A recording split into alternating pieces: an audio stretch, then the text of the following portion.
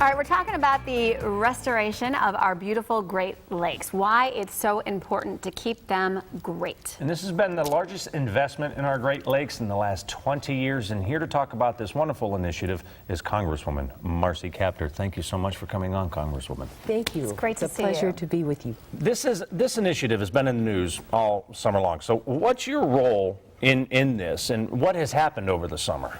Well, what's happened over the summer is that the most important program to the Great Lakes Restoration Initiative, there are some in Congress who would like to cut it 80%, actually 82%. And we have $475 million in the program, which by federal standards is rather modest, but it has been essential in us, for example, in the Black River, in the Lorraine area, removing the slag heaps that have been there for years, preventing all of the toxic drainage into, ultimately, Lake Erie, and trying to restore our Lake Erie and the Great Lakes as a whole to a sustainable point. And we can't let up. A third of the people in Ohio draw their sustenance from Lake Erie.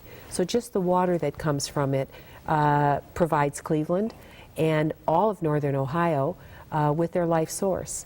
And it's threatened because of what's happening with dumping into the lake and with climate change and with algal blooms in the lake. So we have our work cut out for us. But a lot of the folks that are proposing this don't come from our part of the country. Yeah, and I'm just curious, the ultimate goal of this initiative, if it's easy enough to define that Just way. as it says, Great Lakes restoration, making sure that the water source we have is available to the future in better condition than we found it. Yeah. You would think, even if you're not from this area, it doesn't take a rocket scientist to figure out that the Great Lakes, it has been vital to a big portion of our country.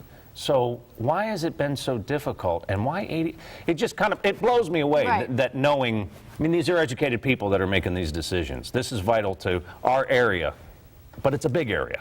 It's a big area, and if you would not want to hear how much federal subsidy goes to water-short areas like Arizona, the Central Utah Project, California. I'm pleased to be on your program because the title is Lakeside.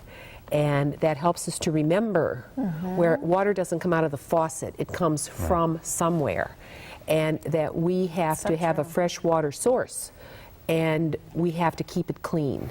And so it's a big fight because other parts of the country covet our water source. We have 95% of the fresh surface water in our country is right here in the Great Lakes. 95% and 20%. Huge. And again, just these statistics, why can't they read this and be like, okay, let's make sure that this is taken care of financially? I don't think they teach geography anymore. And frankly, when I bring members of Congress here and I show them Lake Erie, I think Lake Erie is misnamed. It should be Erie Sea, because when they see the size of it, It's huge. they're awestruck. Yeah.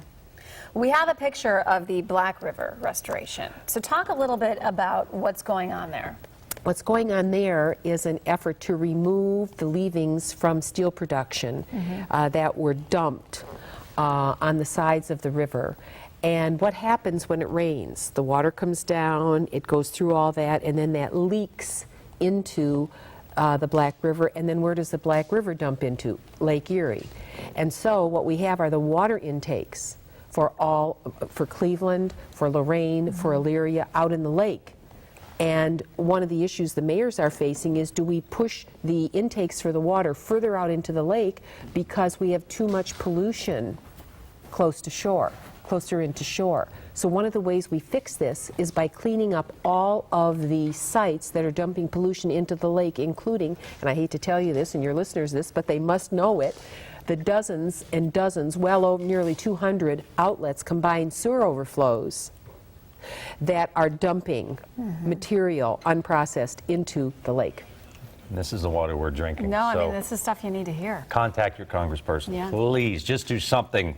Smack them around a little bit. Smack them around a little Teach them a little bit of geography. You sold me. She's on it. Please, I know it. Thank you very much for coming on and giving us that wonderful information. If you want to learn more, conservationcrusader.org is where you can find more information.